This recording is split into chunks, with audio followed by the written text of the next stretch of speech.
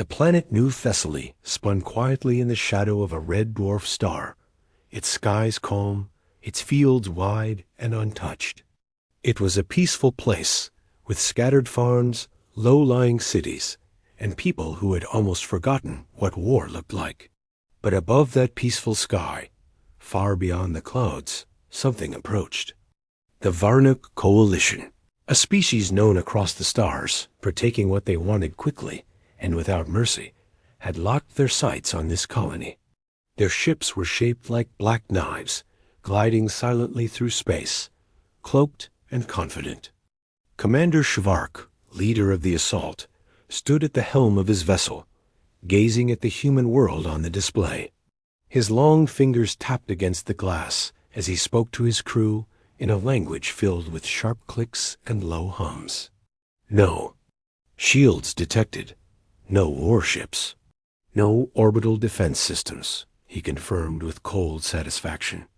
To him, this colony was nothing more than easy prey, an outer rim outpost of a species that spoke boldly in council halls, but had grown soft and lazy in its comfort. Humans had always been loud, proud, emotional, and in Shvark's mind, weak.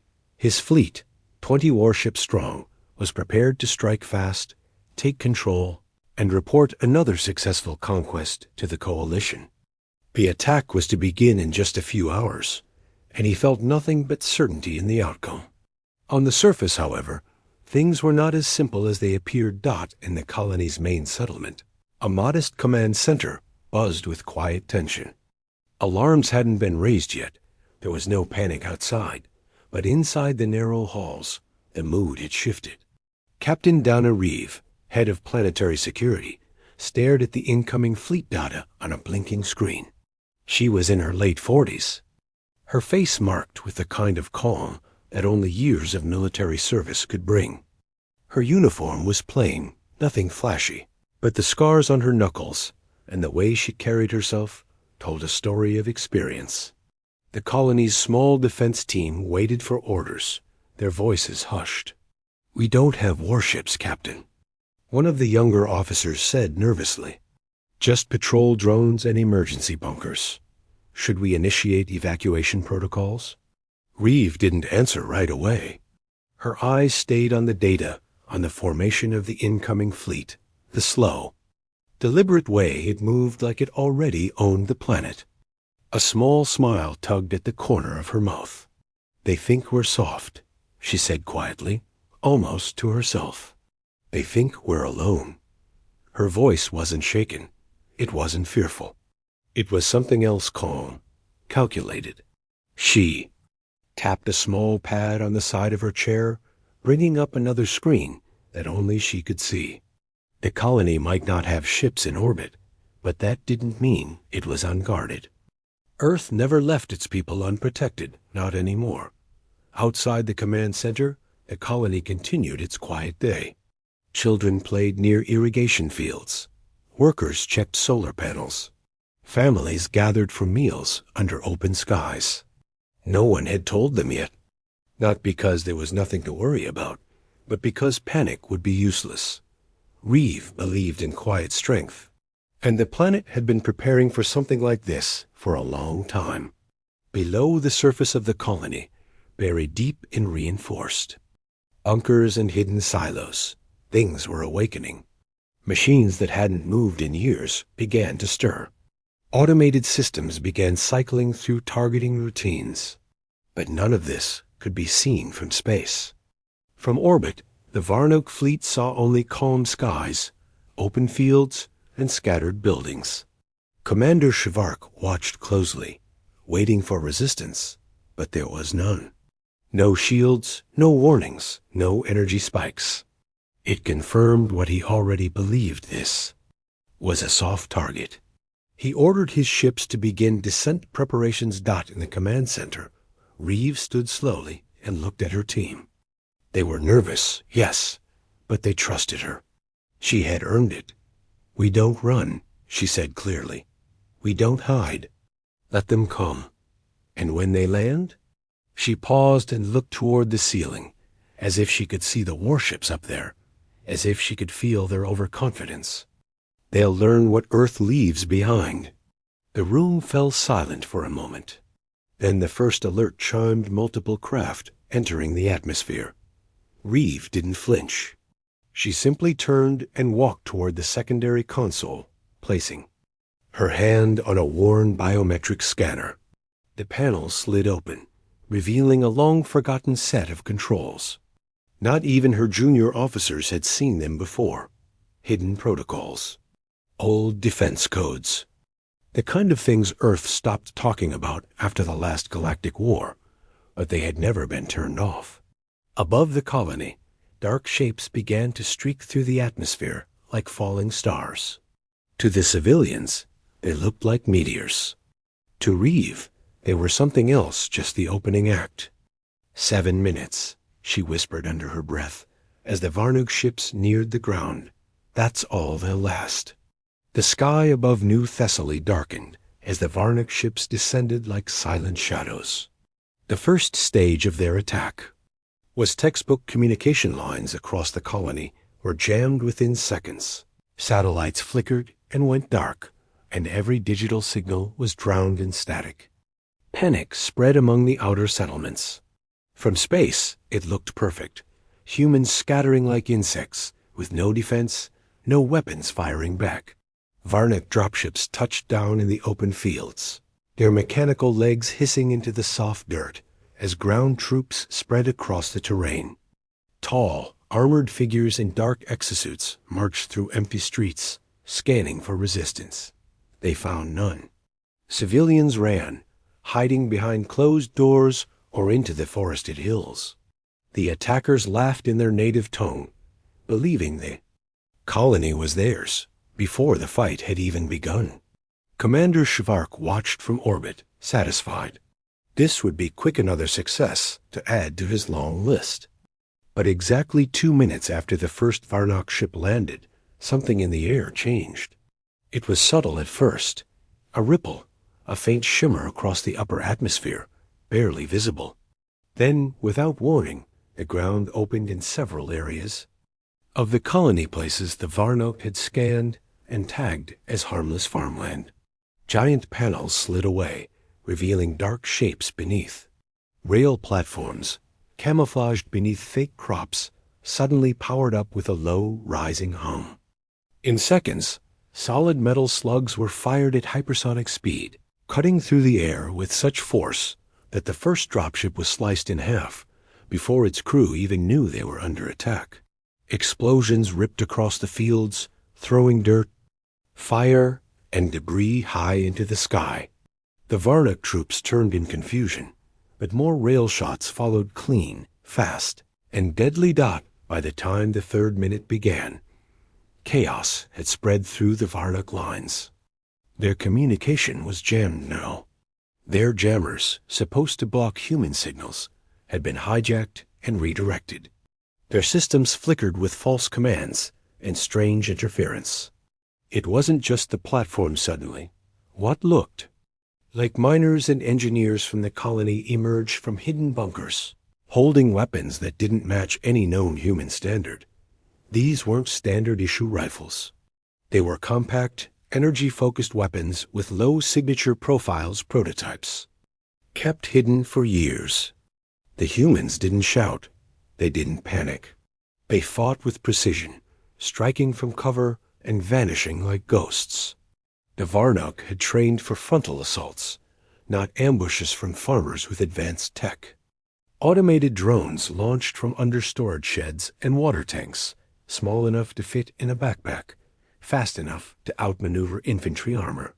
The drones didn't attack in waves. They hunted in pairs, targeting weak points, slicing through exposed gear and disabling power cores in the suits. For every human the Varnok spotted, 2 more were already in position behind them.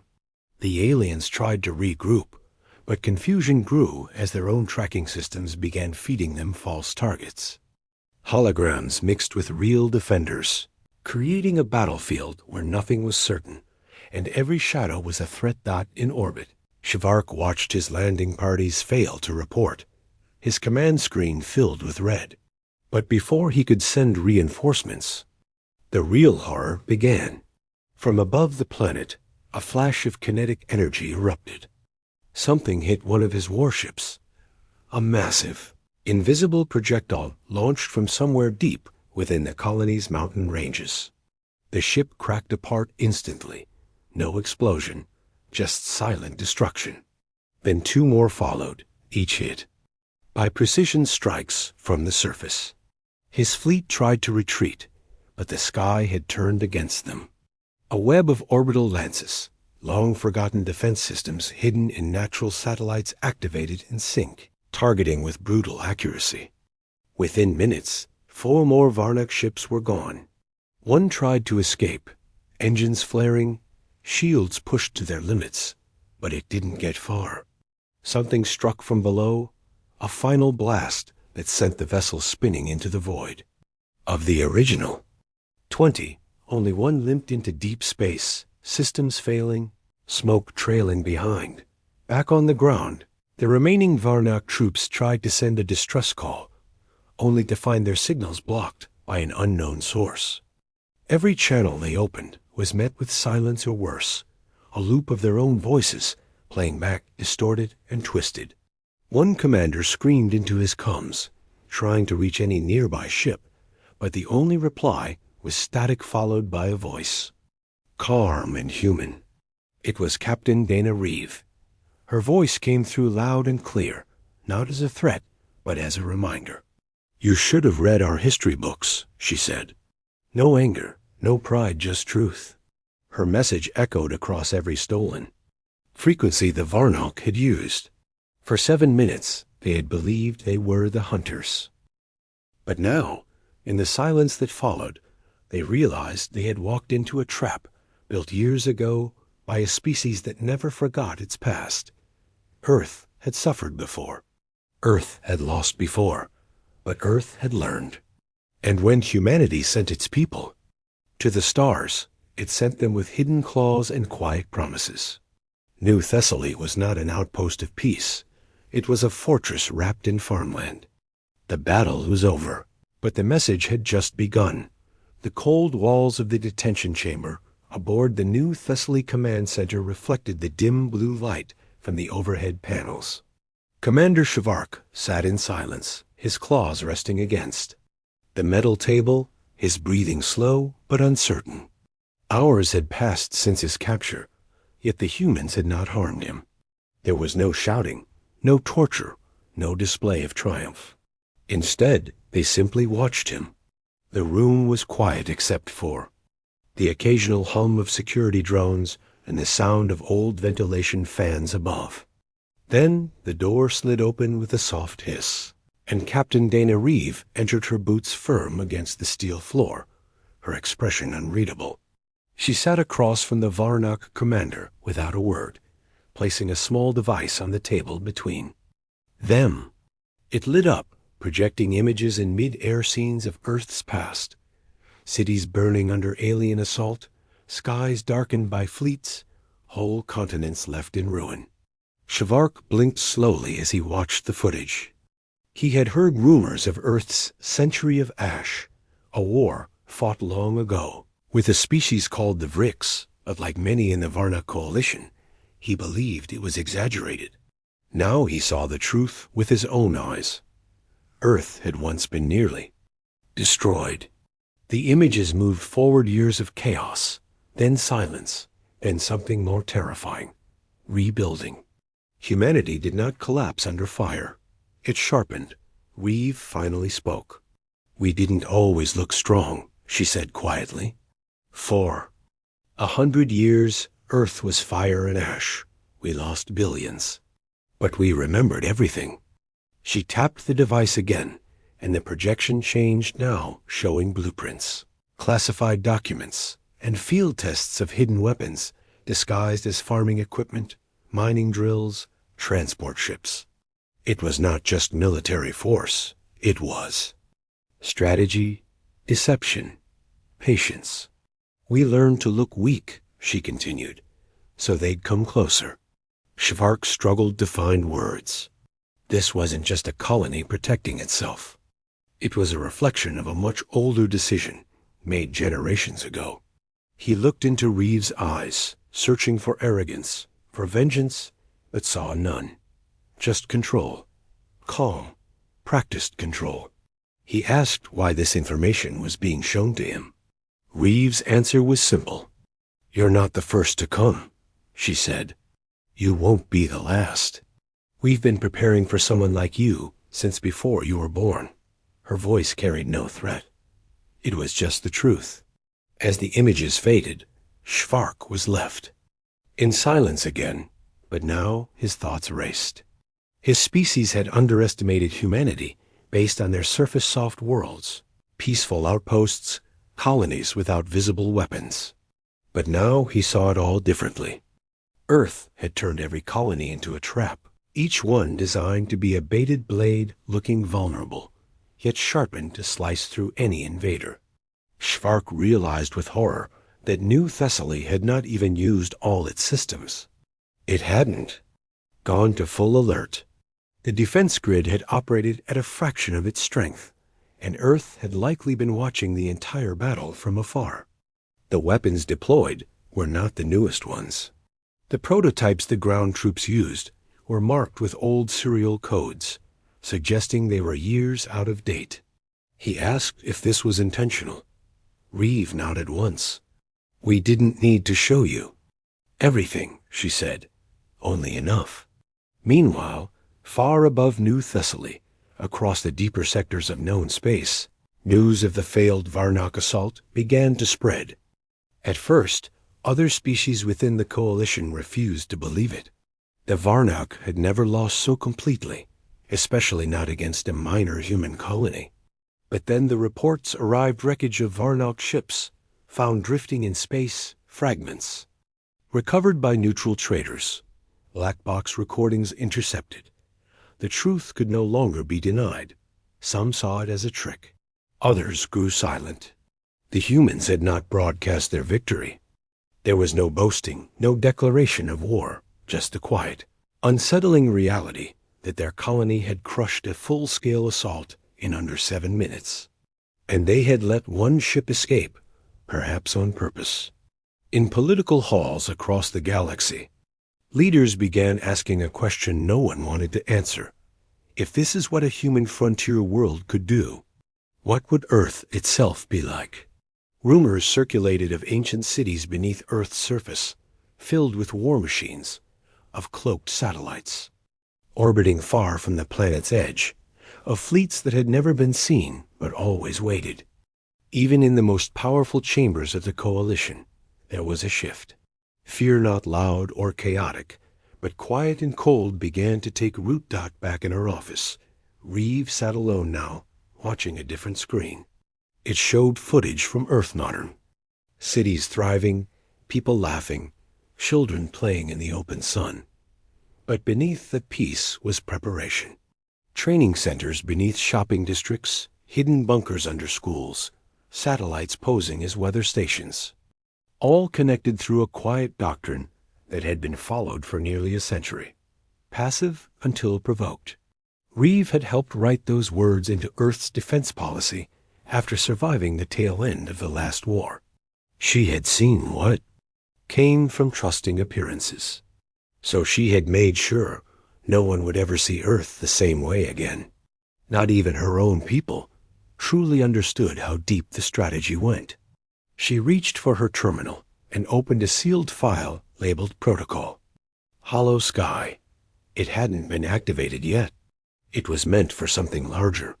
Something Earth hoped would never come. But now, with the Coalition's attention turning sharply toward them, it might be needed. Commander Shivark, still sitting in the quiet of his cell, looked at his reflection in the metal wall. He had come expecting surrender, believing he would. Claim glory. But what he had found was something far worse. A species that had survived its own near extinction, then hidden its true strength behind smiles and silence. The humans had mastered the art of not just war, but waiting. He now understood why they never attacked first. They didn't need to. They just waited for others to try. And when that happened, the answer came swiftly. He whispered something. in his own language a phrase of warning. For the first time in his life, he felt not just defeat, but a deep, unsettling respect. And something else, fear. The Varnak fleet's destruction spread across the galaxy like a wave of silence, louder than any explosion. At first, the coalition governments dismissed the reports. Some claimed it was a system failure, others believed the humans had used illegal weapons or ambushed the fleet unfairly. But denial could only last so long. The wreckage spoke for itself. Debris floated across multiple sectors, marked with Varnok insignias. Black box data leaked through independent traders and neutral zones, carrying chilling logs of the final moments. Silent orbital strikes, malfunctioning systems, ground forces swallowed by invisible defenses. In the inner worlds of the coalition, panic settled behind closed doors. Not because of war, but because of the unknown. The humans hadn't boasted, hadn't made demands, hadn't even replied to accusations. Their diplomats spoke in quiet meetings with select species, repeating the same calm message. Earth seeks peace, but we will never be unprepared again. Those words, so plain and measured, carried more weight than any threat. They offered no aggression, but also no apology. The message was clear. New Thessaly was not a mistake. It was a design, and it had worked exactly as intended. Inside the Coalition High Assembly, debates turned to shouting. Some member species, like the Brulik and Olari, demanded revenge or punishment. Others, like the cautious Eltari or the trade-dependent Kyrax, urged restraint. The Varnak, once proud and dominant in the Coalition's military arm, found themselves isolated. Their loss had not just been military, it had shattered the illusion of their strength. Smaller factions began sending encrypted messages to human ambassadors, quietly distancing themselves from Varnak leadership. Old alliances cracked. Treaties were quietly paused. Intelligence agents whispered about Earth's hidden fleet, about weapons no one had seen, and colonies no longer marked on any shared map. The Varnak called for a full retaliation, but no one answered. No one wanted to face what they did not understand. And in the heart of it all stood Commander Shvark, no longer the voice of victory, but the face of a failed invasion. He had been returned by the humans, not as a prisoner of war, but as a message. They hadn't harmed him. They had let him live, knowing his words would carry more power than any ship or weapon. That choice was not mercy, it was strategy. When Shvark appeared before the assembly, the grand chamber fell into tense silence. He was thinner, quieter, his eyes shadowed by something deeper than shame. As he stepped onto the central platform, he looked at the faces of those who had once cheered his victories. Now they stared with a mix of curiosity and unease. Shvark did not raise his voice. He did not speak of tactics or numbers. Instead, he told them what he had seen. He described a colony that smiled on the surface and bled steel beneath. He spoke of traps layered under kindness, of weapons hidden behind farming tools, of soldiers who never raised their voices yet moved like they had been trained their entire lives for one moment. But more than that, he spoke of fear, not human fear, but the fear that had settled inside him. They do not roar like conquerors, he said slowly. They whisper like executioners. His words echoed through the chamber, quiet but heavy.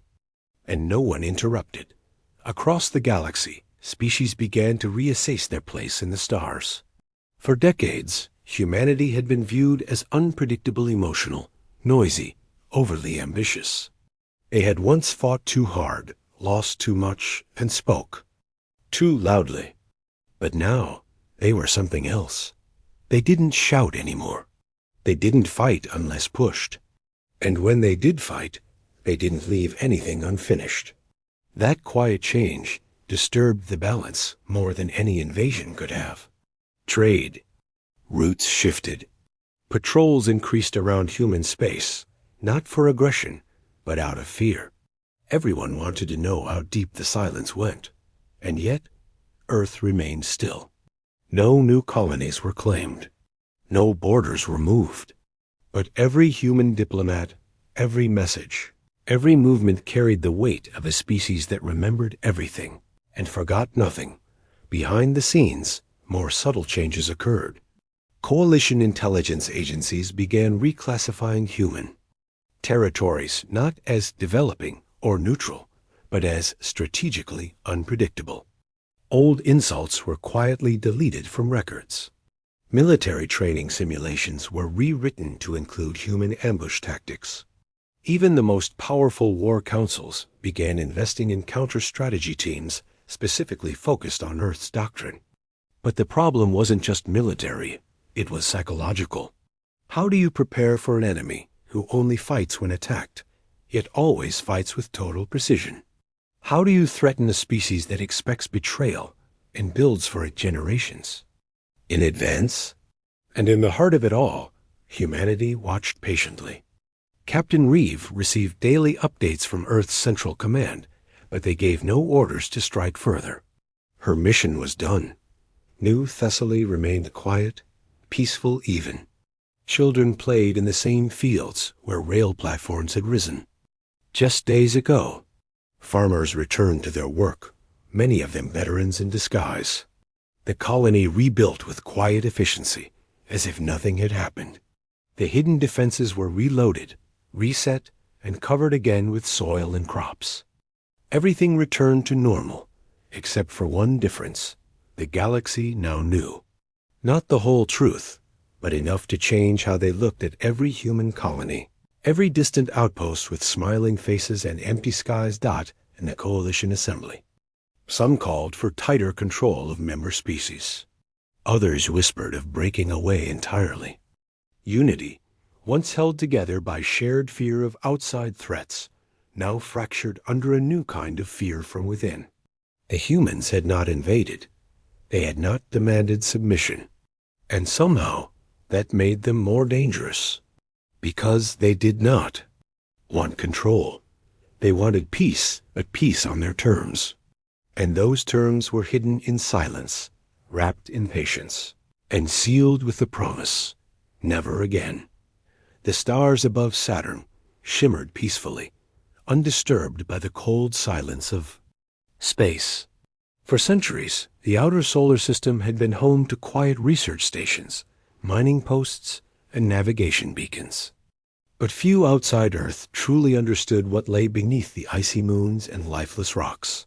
That ignorance would be shattered in one instant. The coalition, fractured and desperate to reclaim its lost image, had decided to strike.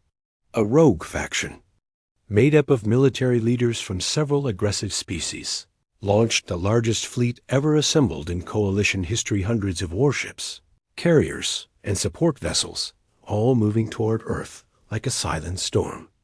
They carried enough firepower to destroy a planet, confident that if they could strike Earth's heart, they could break humanity's will.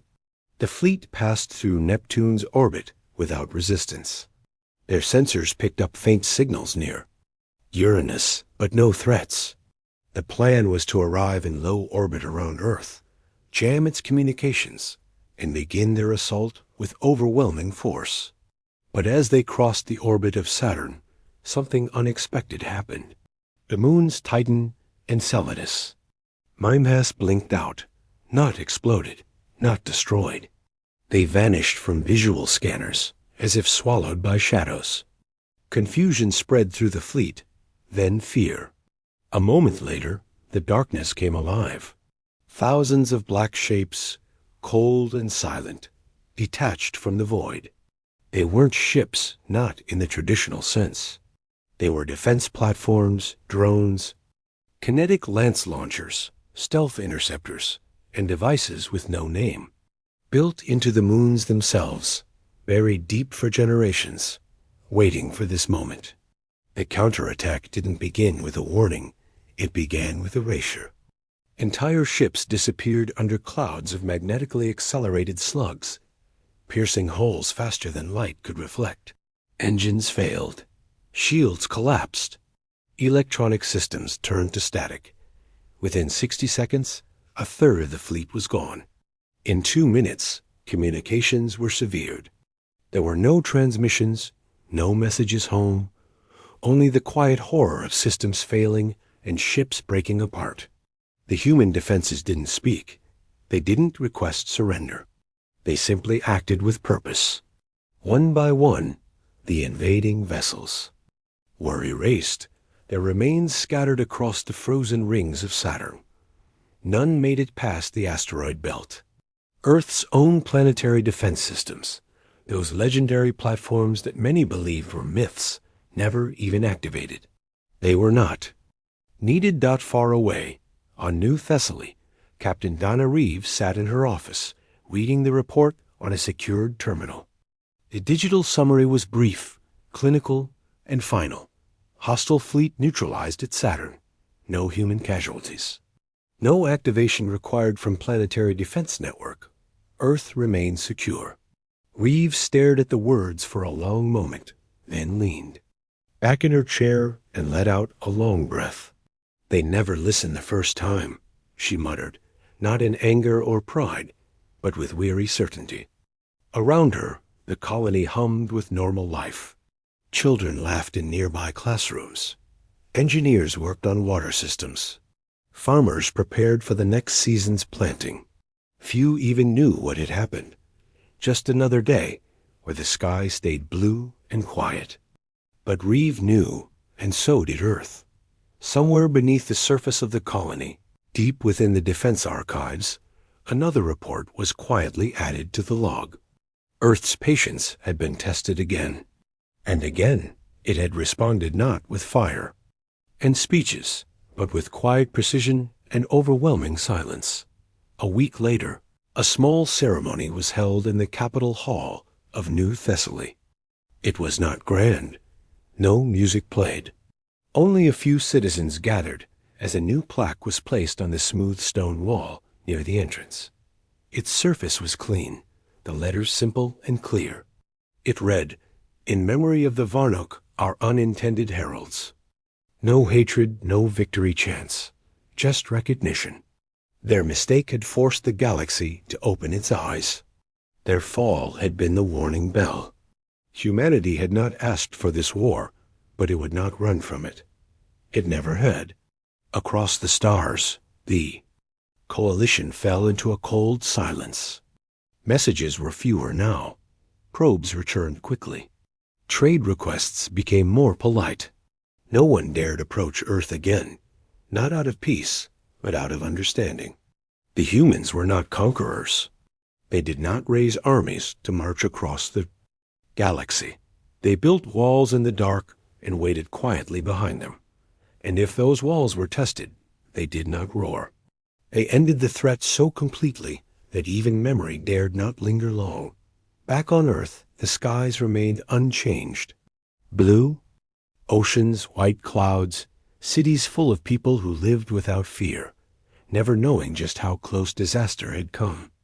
And maybe that was the true victory. Earth had learned how to protect without noise, to fight without showing its face. In council chambers across the stars, the words of Commander Shavark were remembered with a chill. They do not roar like conquerors. They whisper like executioners.